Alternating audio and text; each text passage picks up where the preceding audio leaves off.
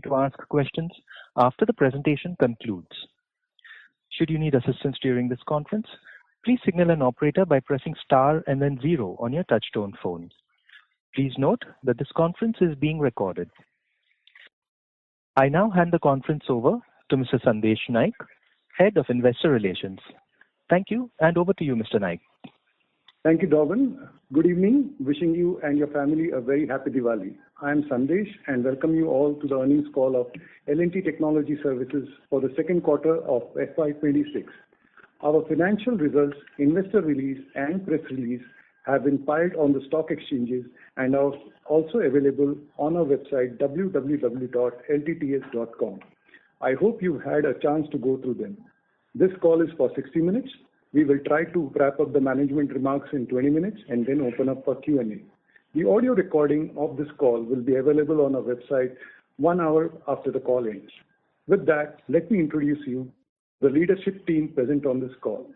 We have with us Amit Chadha, CEO and MD, Alind Saxena, Executive Director and President, and Rajiv Gupta, CFO.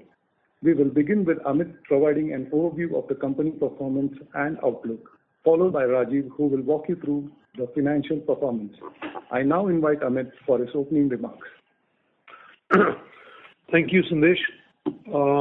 I'd like to actually thanks so much for joining the call today and would like to wish you and all your families a very happy Diwali.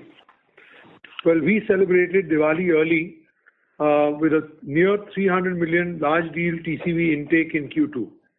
I am happy to see our go deeper to scale and multi-segment strategy leading to deeper engagements with our global clients and a strong order book in spite of the current market dynamics and geopolitical unpredictability. Let me provide the highlights for our Q2 performance. The revenue in USD/CC terms grew by 1.3% sequentially and 10.4% annually, with the sustainability segment achieving double-digit annual growth for 2 quarters consecutively and tech segment remaining resilient. Business in both US and Europe continued to expand steadily, showing consistent growth on a sequential and annual basis. Our strong momentum of deal wins continued as we touched a record high large deal TCV of $292 million this quarter, including a $100 million and a $60 million deal. The EBIT margins are slightly better at 13.4% for the quarter. We expect both revenue and EBIT margins to see an improvement in second half of FY26 with H2 growth better than H1. Before diving into segments, I want to share some updates about our technology and innovation charter. We have filed 216 patents in AI and Gen AI alone, while our overall patent count has exceeded the 1600 mark this quarter. We established a strong leadership position in engineering and industrial AI offerings, which is helping us gain client mindshare and market share. We launched our AI-first delivery model and continue to make targeted investments to make the workforce ready in Gen AI, Agentic AI, and Physical AI. Physical AI for us includes multimodal AI, AI reasoning, and Edge AI. We scaled our AI portfolio with platforms like qguard.ai, fusionworld.ai, Plex AI, AI Nexus, GenIQ, and Track AI to drive automation, contextual intelligence, and real-life world machine applications. For example, our proprietary AI framework, Plex AI, has already been deployed across 36 use cases, accelerating innovation by embedding intelligence throughout the product lifecycle. qguard.ai and fusionworld.ai are enabling synchronized, scalable workflows, while GenIQ and AI Nexus are powering intelligent decision-making across engineering processes. These platforms are seeing strong client traction and early monetization. About 1% of our trailing 12 months revenue has come from license revenue of these products, including AI, and our goal is to expand this to 5% of trailing 12 months revenue in the medium term. We are also making strategic investments in humanoids for manufacturing environment with use cases focused on repetitive, precision-driven tasks, a clear step forward in our vision of autonomous, intelligent factories.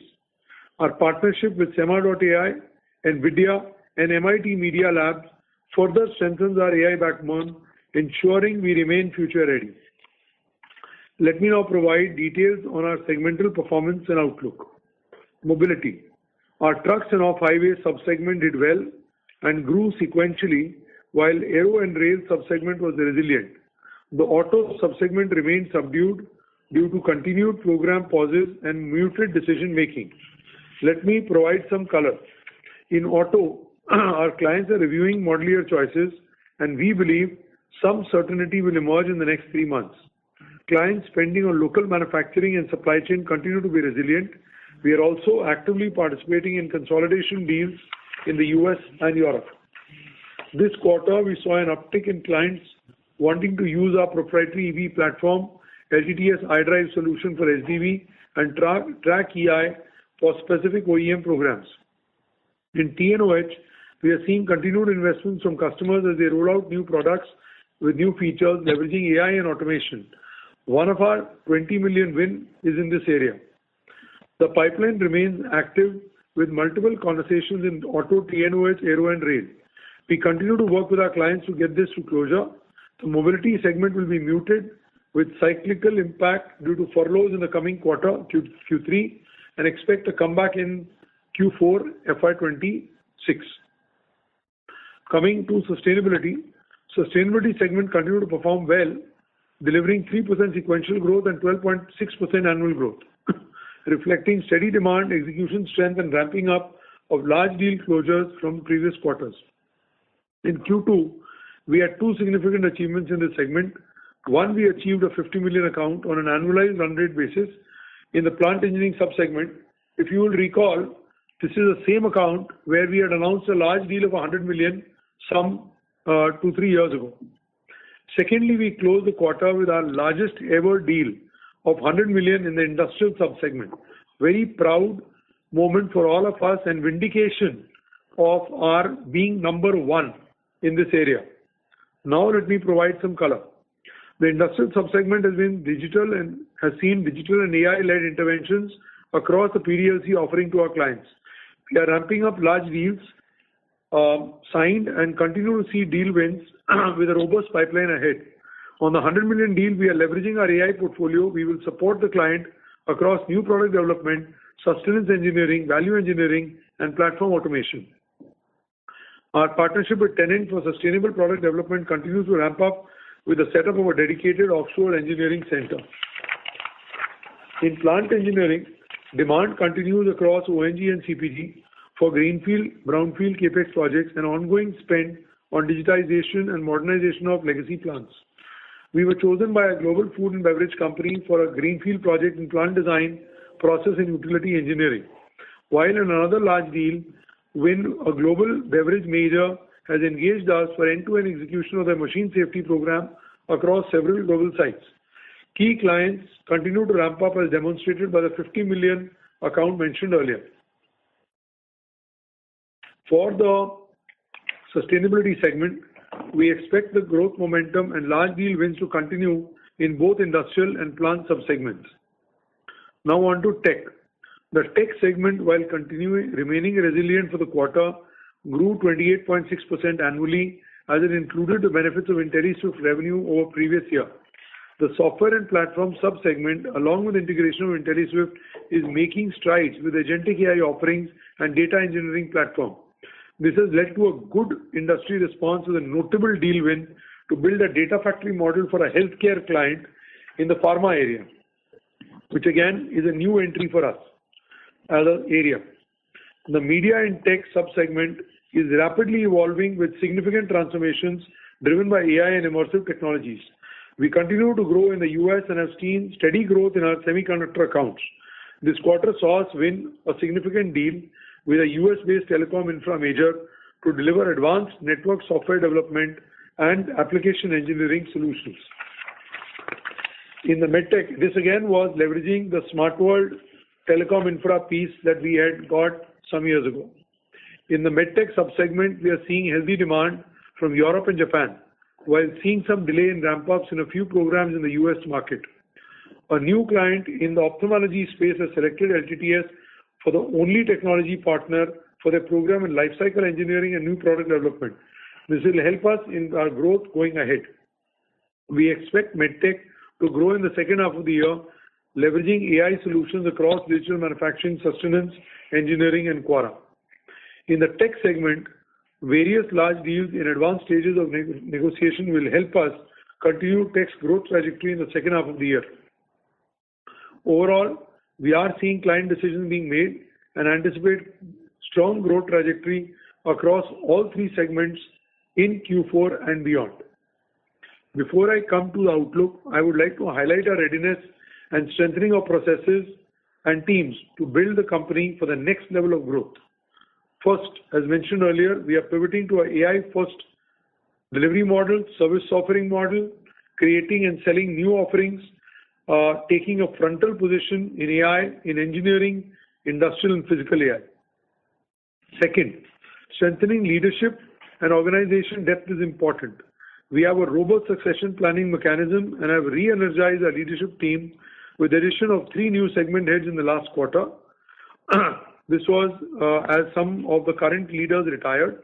Joining us from global MNCs, these leaders have already taken charge of the mobility segment, the medtech subsegment, and the media tech segment. We have also hired a new global large deals head to be based on the East Coast of the US to bolster the large deal engine.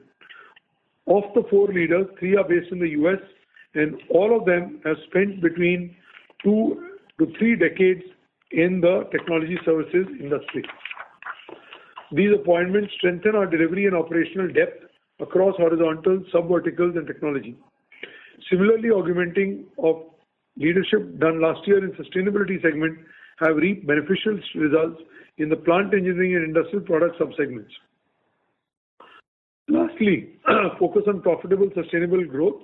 Our focus remains clear to prepare LTTS for the next phase of growth, doubling down on areas that are value accretive while proactively pruning those that are not. This efficiency focus will continue, reinforcing our commitment to sustainable margin improvement and shareholder value creation. With that, let me discuss the outlook. The macro environment has remained similar to Q1. However, we have observed revival in deal-related conversations across all subsegments except automotive. We recognize that FY26 may be a tight year, but the long-term fundamentals remain robust. The changing spends on AI, softwarization of products and services, and ongoing reindustrialization of the US is creating opportunities for LTTS to lead with engineering and AI innovation. We believe we are well positioned to capitalize on the shift. With a strong order book and a large deal wins, we aspire for double-digit growth in FY26 and reiterate medium-term outlook of $2 billion. With that said, I'd like to thank all of you. I'm going to stay on for the questions, and I would like to hand over the call to Rajiv. Thank you, Amit. Good evening, everyone. First of all, wish you and your families a very happy Diwali and prosperous New Year in advance. Let me begin with the key highlights for Q2 FY26.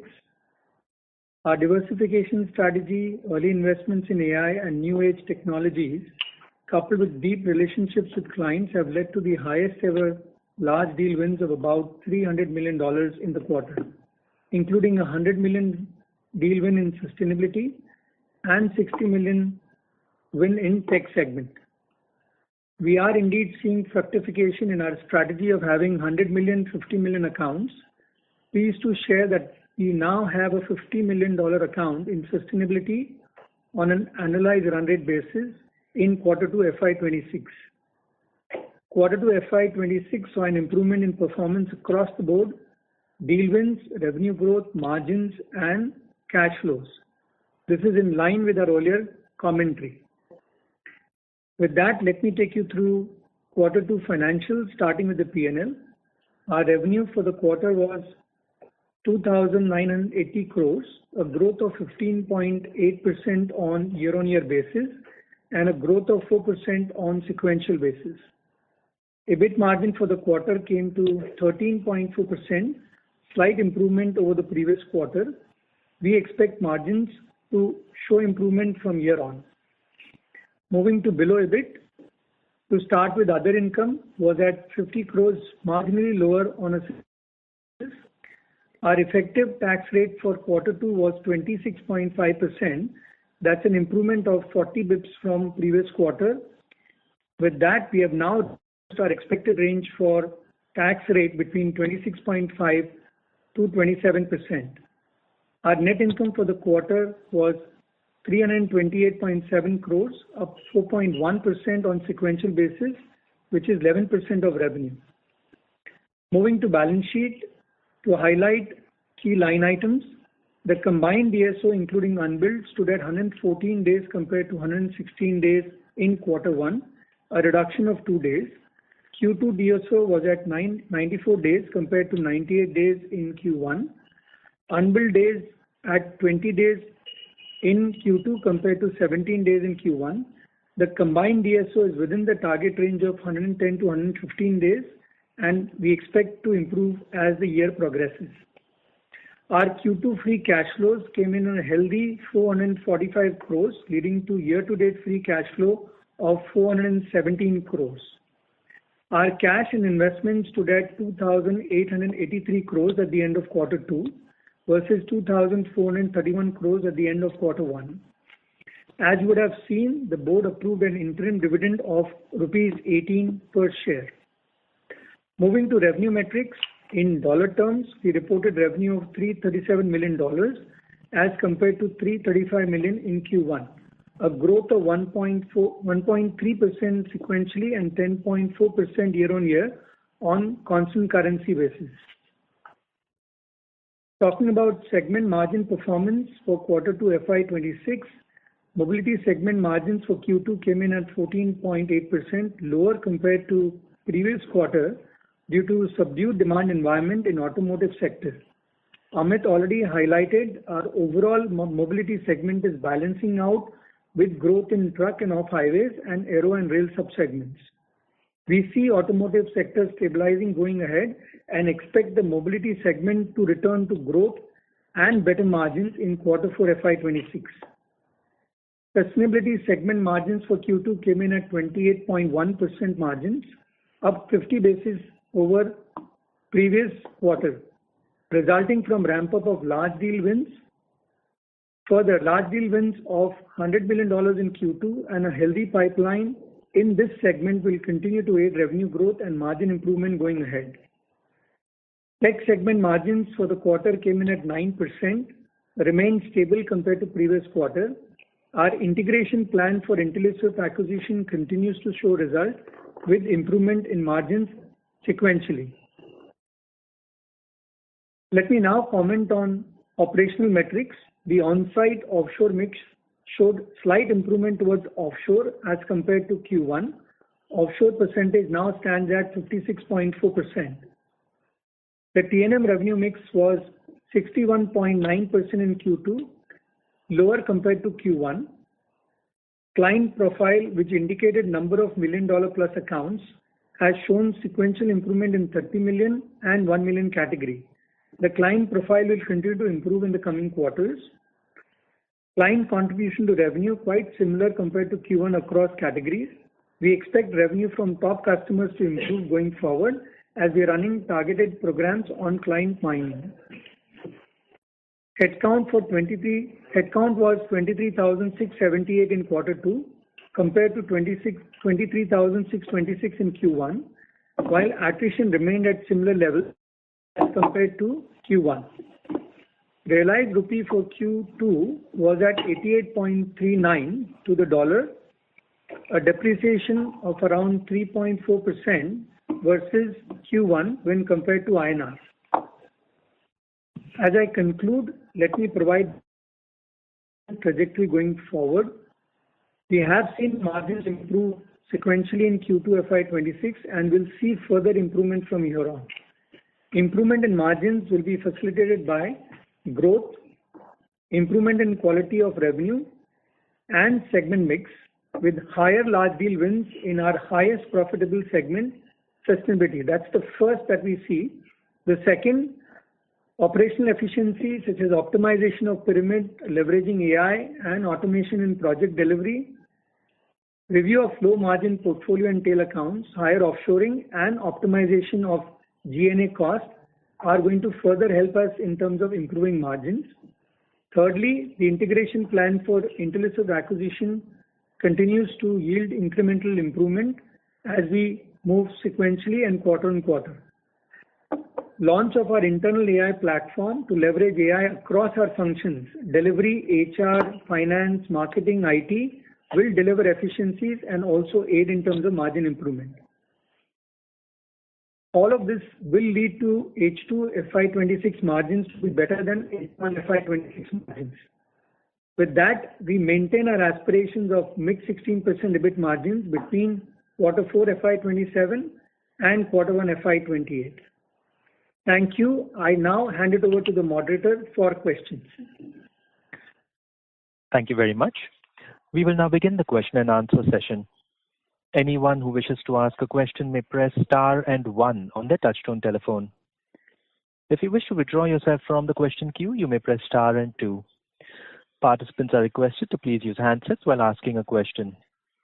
We also request that you please limit yourselves to 2 questions only. For further questions, you may rejoin the question queue. Ladies and gentlemen, we will now wait for a moment while the question queue assembles. Our first question comes from the line of Ravi Menon from Macquarie. Please go ahead. Hi, thank you for the opportunity and congrats on really good deal wins. I want to check about the growth across geographies. Looks like the core geographies are doing well. America, Europe have grown. Even India has grown. The rest of the world has seen a decline. Should we think about that, correlate that with the challenges in automotive? No, I would necessarily not do that. See, the way to look at it is that there are businesses in ROW that we did decide that we will look at as small. So I would not worry. Basically, our strong geographies are US, Europe, as well as Japan actually have grown and done well, and that's where it is. And any progress on taking SWC to the Middle East? Yeah, so that is where we've been working on. So we have been getting we have got a pipeline in the Middle East that we are working on, but it is taking longer than what we had expected in terms of closures in the Middle East. In fact, we've got some good inquiries for Smart World in the US as well, but again, going slower than what we had anticipated. Very good. And one last thing, we have started a cybersecurity center in the US. So is that something that can leverage the credentials of Smart World Communications in India? So we actually, again, if you go look at Smart World, there were 3 parts to it. There was a smart cities piece, there was a telecom infra piece, and there was a cyber piece. And broadly, if I recall, about 65% was cities, about 40-odd%, 38% was telco infra, and the remaining was the cyber, very small.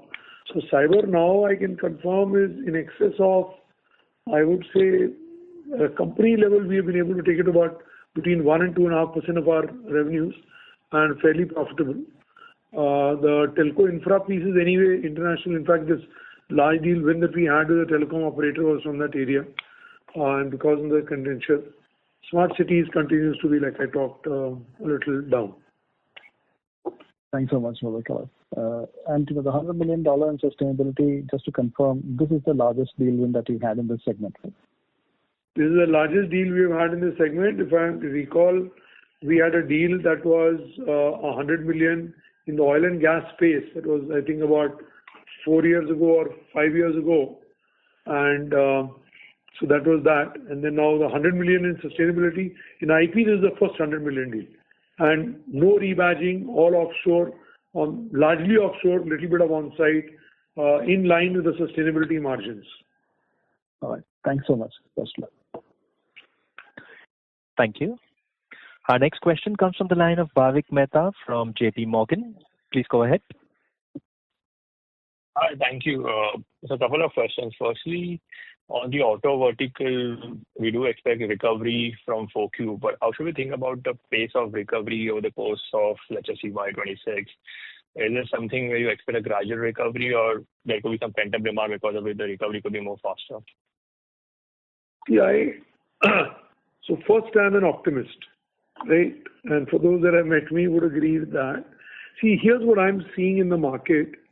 There's a certain certainty that has come into the decision making in the last couple of months, where we're seeing people accept the new normal and start to make decisions for their business, for their customers, for their products, reshoring of manufacturing starting up. I'm not saying production has started, but permits are being built, taken up, etc. So I'm seeing that happen for sure. Second, AI in enterprise, there's a lot of use cases, but AI in manufacturing and engineering is also picking up steadily. In fact, every board is asking our head of engineering or head of product development, our CTOs, have you used AI and where? So it's coming top down. So those two are, in my view, some very strong signs that, that stuff will start to pick up pace right about February time frame. Because, again, October, November, December is a furlough quarter. We'll see how it goes. It's not a washout, but we'll see. I mean, we have to grow, right? So that will be there. There is also a lot of consolidation deals going on. See, there are companies in Western and Eastern Europe that are getting consolidated against because their skill sets don't match the latest skill sets needed. So a lot of activity going on, I would say. And I do hope that I think that Feb onwards will be higher growth than current year growth has been. I hope I've answered your question. Well, that's helpful. Thank you for that. The other question is the large deal, what we are reporting, the $200 million which was trending last 3 quarters, gone up to 300 now. Is this entirely net new, or does it include an element of renewals also? Because if the renewals are also included, then what is the ratio of net new over the past few quarters trending? Yeah. So one second.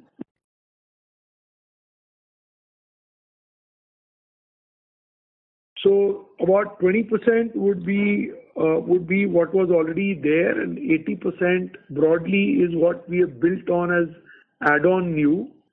That's how you should look at it. Okay, got it. That's it from my side. Thank you. And one more point, just to answer that, most of the deals we are getting, when we are announcing a TCV 10 million plus, it is a plus plus. It is not just a renewal. I'm just making sure that you understand that. Right. Got it. Thank you. Thank you. Our next question comes from the line of Karan Uppal from PhillipCapital India. Please go ahead. Yeah, thanks for the opportunity. Just a question on the TCV to revenue conversion. So HTS has been reporting very strong TCV since last 4 quarters, but the growth has been a bit soft in last couple of quarters. So from here on, how do you think about the TCV to revenue conversion? Your commentary suggests that the revenue conversion is improving. Do you think that the clients are now more open to spending now versus, let's say, 6 months back? That's the first question. Sure. So to answer your first question, see, broadly, if you look at it, our wins used to be in 100 million range, and they have jumped to 200 for the last 4 quarters, including this quarter. Now, if you look at sustainability, we had announced a deal that was $70+ million in quarter 4, and there was one big one that we did in sustainability. And you've seen that sustainability is growing, right? So I would say that the way to think about it is that auto has been subdued. Like I said, program pauses have continued and subdued. Otherwise, you would have seen this come out full potential in terms of the growth. And we're working on it. And I do believe that H2 will be better than H1. Okay. Amit, last time you mentioned that for FY26, organic growth would be better than last year. Do you still hold to that guidance? I said double digit, and I hold to that. Okay. We also One should question. be aware. No, so good you're asking it. Look, we've always been very honest and transparent. So you should be aware that we continue to look at the portfolio and see if there is stuff that's really dragging us down, non-strategic. We try and avoid doing such stuff. So because we want to maintain market dominance in the areas we operate. So the way to look at it is that, like I said, Feb onwards, I do expect. I'm not saying that nothing will happen in quarter three. I'm confirming H2 better than H1. I'm also not saying it's going to be hockey stick Q3 to Q4. There will be growth, but I can see clear signs of the burst coming Feb onwards. Okay. Thanks for that clarification. One question for Rajiv, just a bookkeeping one. So depreciation has been rising for 3 quarters post Intelliswift acquisition. So how much should we bake in from a go-forward perspective? So what I would guide is, see, this quarter we did have capitalization of one of the facilities that we've set up in Baroda. That's a dedicated facility for LTTS. So there is indeed increase in depreciation on account of that. You should model depreciation in the range of 95 crores in a quarter. Okay, cool. Thanks, and all the best. Thank you. Our next question is from the line of Manik Taneja from Axis Capital. Please go ahead. Thank you for the opportunity. I wanted to check with you on a couple of things. First of all, on the high-tech side, if you could break your commentary in terms of what are you seeing within your heritage portfolio, the Intelliswift portfolio and SWC. That's question number one. The second question is that at the start of this year, you had supported certain strategic customers through certain price or volume discounts, and which have been a headwind to margins in the more recent quarters. You were expecting them to essentially go away from sometime in second quarter, and thereby margins expected to improve. Are we on track on that? And the third one essentially on wage hikes for the year. If you could give us your thoughts on the same. Thank you. So let me start with the third question. Wage hikes are in consideration. We are working on it. So it will be either sometime in Q3 or sometime in Q4. It is a decision to be made, and we are working through it. And we are committed to doing it in one of the quarters. Or last time we had done it in November of last year. So we are working on it. So please give us a little time on that as we go through stuff. Okay? But either quarter 3 or quarter 4, we will do it. Now in terms of client support, happy to report that the client support has ended as of quarter 2 end. And Rajiv can add more color, but the margins will improve from here on, like we have said. Now let me go to the heritage portfolio, etc. on tech. So start with Smart World. Smart World, smart cities, we are not seeing a lot of traction. And for telco infra part of it and cyber are doing okay for us, growing. And we are being very picky and choosy on the jobs that we pick up in Smart World because we are careful about the margins that we operate under. Middle East is something we have invested in a sales team. US we have invested in a sales team. There are active deals. We had closed one earlier. We've executed it. Others we are working on to try and do that. So there is an active pipeline that we continue to work. But very honestly, I would have expected this to be faster. It hasn't panned out at the pace that we had expected. Now going on to Intelli. Intelli we had picked up at X margins and we had committed to you we will grow the margins. I can confirm to you the Intelli margins standalone have grown also quarter on quarter. Now in terms of the heritage business that we have plus, we are actively talking to grow accounts. In fact, 3 accounts that are hyperscalers are 30 million plus accounts for us. We've been posting stuff on LinkedIn also. You can look at it. A lot of excitement that we've created around some accounts.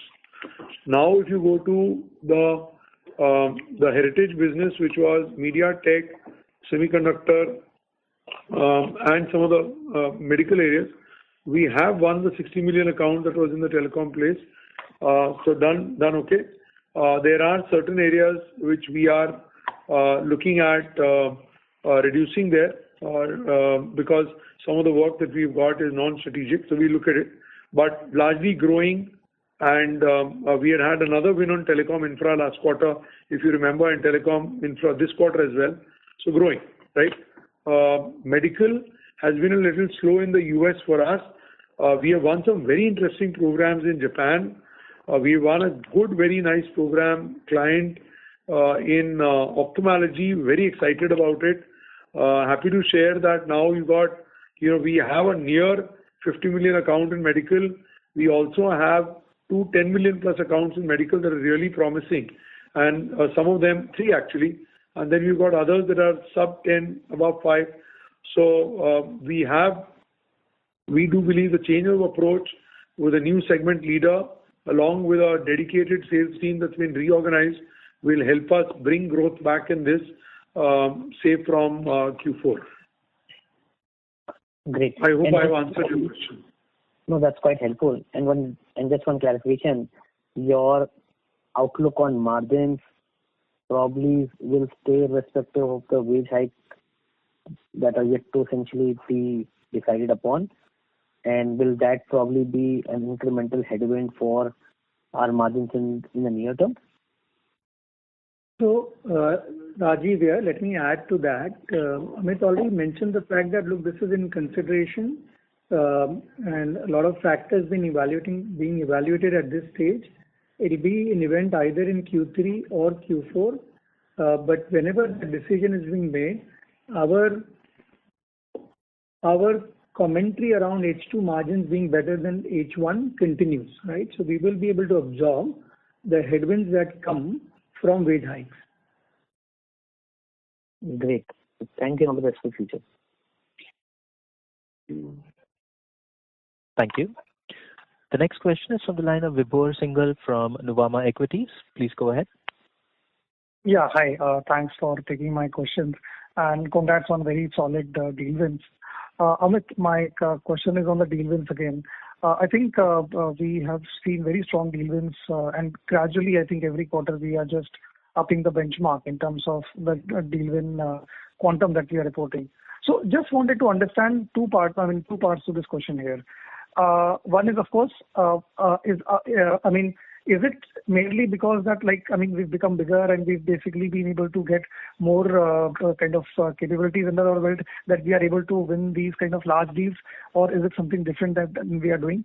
And secondly, is it somehow also a reflection of how the ER&D industry has evolved, that now we are seeing the kind of deals that we had never seen before, and maybe we'll probably see more of such large deals going forward also? Sure.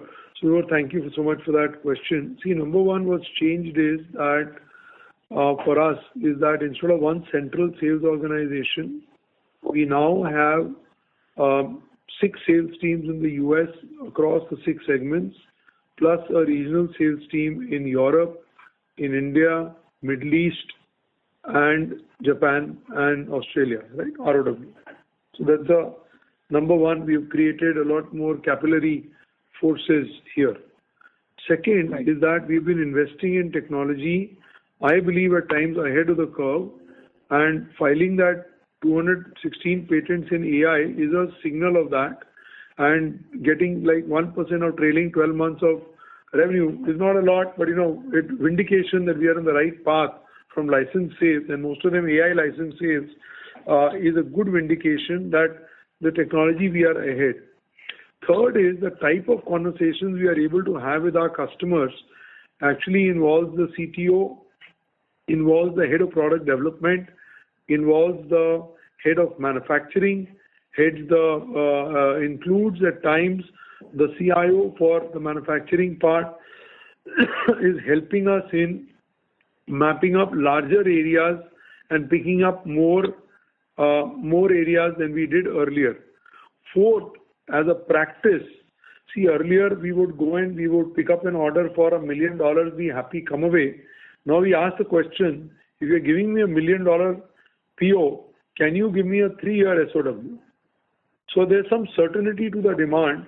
So, what we are building is, we are building steps to the future that some of this TCV will, so like this 100 million win is not across 2 years. This 100 million win is across 5+ years, right? The 60 million win is a 5-year win. So the point is the duration, we are trying to increase the duration. We are not doing 10 years. We are not doing 20 years. The highest we have done is 7.5 years for a deal. But the whole idea is try and get three-digit approvals and wait for that to work out. So that's the large intent that we have got. So net, more sales penetration. Second, pre-investment in technology. Third, mapping further areas. And fifth is getting into the larger term. Sixth is, and I just want to make a point. See, many years ago, we didn't have automotive when we started. We invested in it, we got into it. 4 years ago, some of you gave us feedback that you are working with tier ones. In automotive, you don't work with OEMs. Today, 80% of the work in automotive, 85% actually is coming from OEMs. West Coast OEMs, East Coast OEMs, Midwest OEMs, and Europe OEMs, Japan OEMs. Similarly, you have given us feedback that you are not focused on tech. You're not looking at hyperscalers. Today, 3 hyperscalers are 25 million plus accounts for us. So we continue to learn from you, we learn from others, we learn from our customers, and we continue to grow. And that is helping us, if you ask me, in this TCV. Now, I also want to tell you, because somebody will ask the next question that will Q3 also have 300 million win. I'm telling you right now, Q3, I'm confirming 200. Still, we will try the 200. Let me walk, and then I will run. So I'm walking right now at 200. God was kind. Diwali was there. We got 300. So now maybe Christmas also we'll get 300. We will see.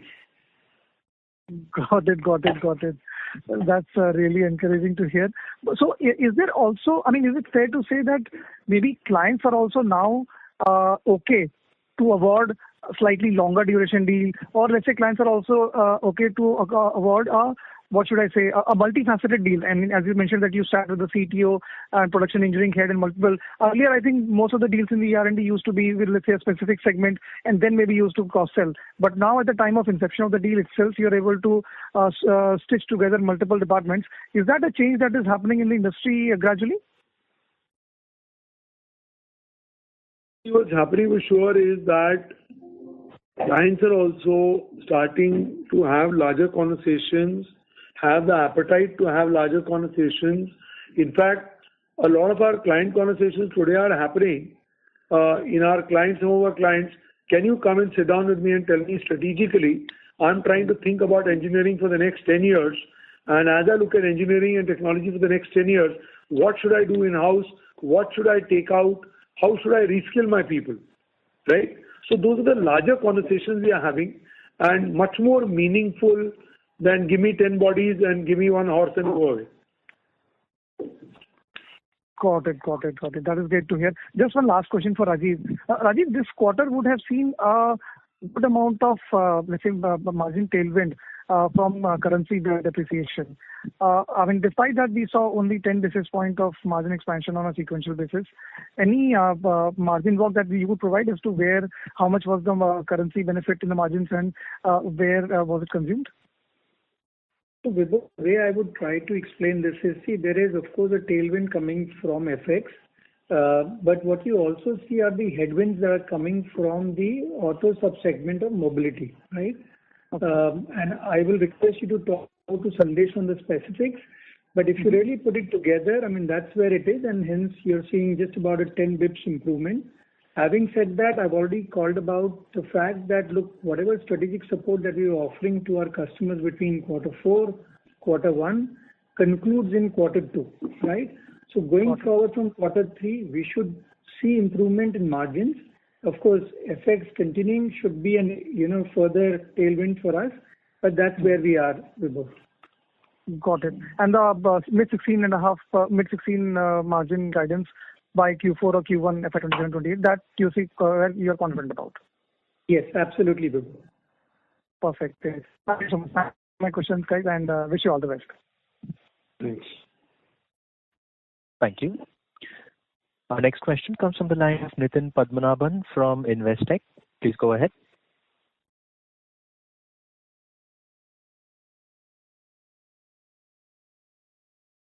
Nitin Padmanabhan, your line has been unmuted. You may proceed with your question.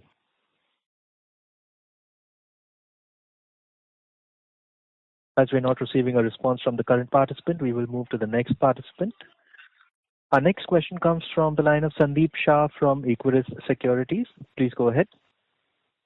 Yeah, thanks. Thanks for the opportunity.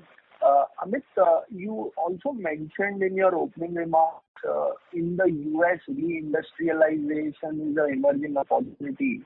So why I'm asking the question, because some parts of the announcement is still changing period after period.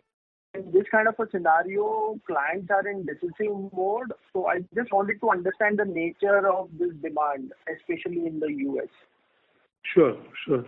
See, what we are seeing is that, to start with, when the tariffs got announced and the whole thing was being negotiated, our clients built a lot of what if then else scenarios, right? And which included either changing the supplier, moving supply from Mexico to the US, China to the US, looking at India, looking at other places. So we saw all those scenarios, and they consulted with us, they consulted with others in that area. What we've seen in the last 2 months is some of those people have come up with those decisions that irrespective of what gets announced further, let's make this move and do XYZ. Specifically, we are seeing discrete manufacturing being set up or factories being expanded or starting to get expanded, plans being done in that area clearly. Second, we are seeing in medical and pharma people actively looking at doing stuff in the US itself. There is some amount of high-end electronics that people are talking about. And look, I would actually request you, why don't you look at the sales of people like Siemens, ABB, Hitachi and all these guys in the industrial automation demand that they are reporting, that is sales, new sales that are happening in the US and Europe. And you will realize that all of this is going into some of these newer plants, refurbished plants, that is happening. Am I saying production has gone up drastically? No. What I'm saying is the plans are being activated. There's a lot more kind of certainty in that area that people are developing. Thanks for the detailed answer. Helpful. Just a couple of follow-up. In terms of IntelliSwift, you mentioned that the margins have gone up. Is it the revenue trajectory is also moving up on a Q-on-Q basis? So Sandeep, Rajiv here, let me take the question. So see, there are both the aspects, right? One, of course, the revenue growth, because we definitely see opportunities on the software platform side, working with the hyperscalers, and also the adjacency that we talked around in terms of healthcare. The other is on the margin. We had talked about the integration plan, and we had called out that, look, we have an opportunity in terms of the margin improvement at the project level. We also have an opportunity in terms of rationalizing the SG&A costs, right? So if you really see in Q2, there is about 50 bits of improvement. That's actually 40 to 50 bits improvement that's coming on the SG&A cost. So indeed, some of the plans are translating. So it's not only the revenue part, but also the integration plan that's working through. And likely we will see that, look, a few more quarters, we should have IntelliSwift get to what used to be tech-like segment margins, which is where, we probably will conclude, because essentially we want to grow the business. We want to invest in the business so that we are able to tap into the opportunity that is with the hyperscalers. Okay, thanks. And sir, just last question in terms of the guidance on double digit, my calculation implies 3% growth. I understand Q4 seasonality strength generally comes through SWC. But in the Q3, don't you believe furlough can have an impact in terms of achieving this kind of ask rate in Q3, Q4? Q4, just a question whether SWC seasonality may continue even in this year? To be played out for the year, for the half year. Lots of stuff in progress, action. we'll see where it ends up. Okay, thanks. Thank you. The next question is from the line of Nitin Padmanabhan from Investec. Please go ahead. Yeah, hi, good evening. Thanks for the opportunity again. I hope I'm audible this time. Yeah, perfect. Just wanted your thoughts on the fact that, the last 3 quarters, including the fourth quarter, we have had deals consistently about $200 million. Now, if you look at the revenue accretion, could you contextualize that? Has some of that not ramped up or been pushed out, or they've been ramped up and it's sort of replaced the leakages on the book? So I'm just trying to understand if you have a rising backlog, or is it that it is just made up for the leakage? So, look, the order book has grown. So the backlog has grown definitely. In engineering, the ramp-ups, unless you're doing a rebadge, there's a gradual ramp-up. See, like for example, the 100 million win that we had almost 5 years ago in the oil and gas customer continued to grow with us. They finished at 100 million, gave us more. Now it's become a 50 million ARR account for us, second quarter in a row. So it takes a little time for these to become, 50 million accounts, 30 million accounts, all that. So when you look at $200 million, don't say, the average of that $200 million is approximately between 4 odd years that you have got, right? So that's how you manage that. Second, so then if you do the math, then goes to order backlog, and there's a ramp up that's a little slow. Third, mobility has been a challenge. And if you remember, last 2 quarters I've been saying that mobility has not grown for us. Some of the accounts have ramped down. There has been program pauses, and we believe it will come back. In my belief is Feb, March it will come back. But that's where that is. And that's the reason you're not seeing it directly, totally drop down and show up. Like, if I may, see, if you look at the margins also, we had some client support to be provided in the last 2 quarters. Now that is gone, you'll see that come into the margins. So give us a little time, work with us. And I'm at least excited that we are able to get to this number of TCV wins. We'll continue to push on this and then revenue realization. Thank you. So perfect. That's actually quite encouraging from a deal win improvement perspective. Thanks for that. On the margins, this client support, what do you think we should be penciling in terms of recovery in margins in the second half broadly? How should we think about it? Nitin, this is Rajiv here. So I already mentioned it earlier. I'm not sure if you were able to hear me out, but the strategic support that we had called out between quarter 4 FY25, quarter 1 and quarter 2 of FY26 comes to a conclusion in this quarter, right? We are not anymore carrying that forward. We've also said that our H2 margins will be better than H1. That begins with quarter 3 itself. We haven't given a specific number so far on the margin for the year. We've definitely given clarity that we will come back to mid 16% levels by quarter 4 or quarter 1 FY28. So yes, the margins will improve from here on, though we have not put a number for the year, given, of course, all the headwinds that we saw between Q1 and Q2. But yeah, I think the worst is behind us now.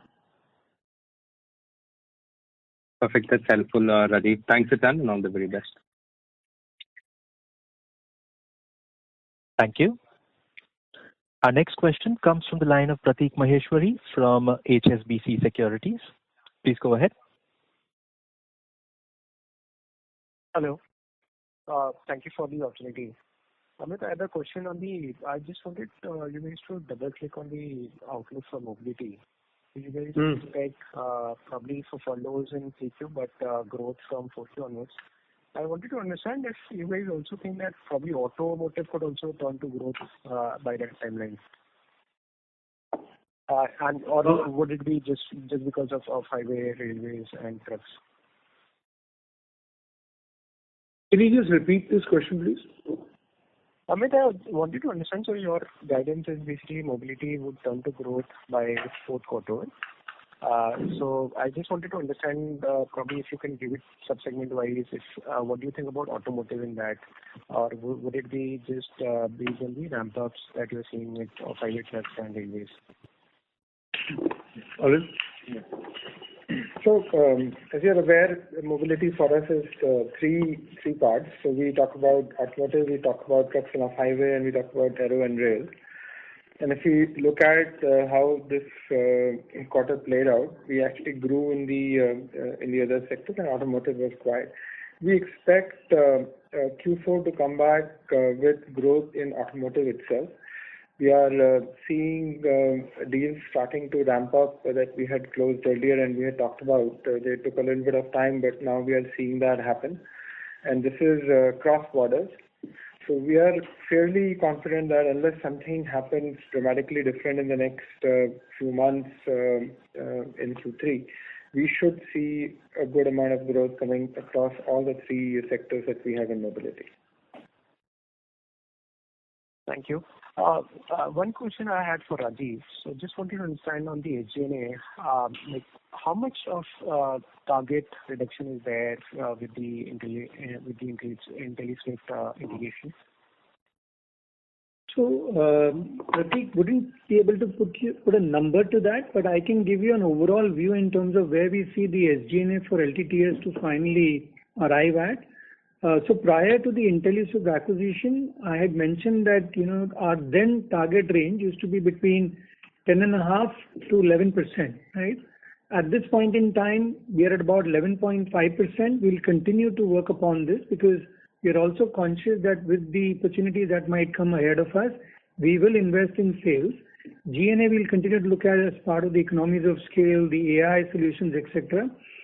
So our target range for LTTS would be between that 10.5 to 11% range, which will take us a few quarters, more than a few quarters, but that's what we're working towards. Thank you, guys. Thank you. Our next question comes from the line of Rahul Jain from Dolat Capital. Please go ahead. Yeah, hi. Thanks for the opportunity. Most of my question has been answered. Just one thing, just to try to getting into this 16.5 that we are talking about, does that build a significant growth acceleration in the coming year, or a similar growth rate that we are clocking this year should be able to reach this point?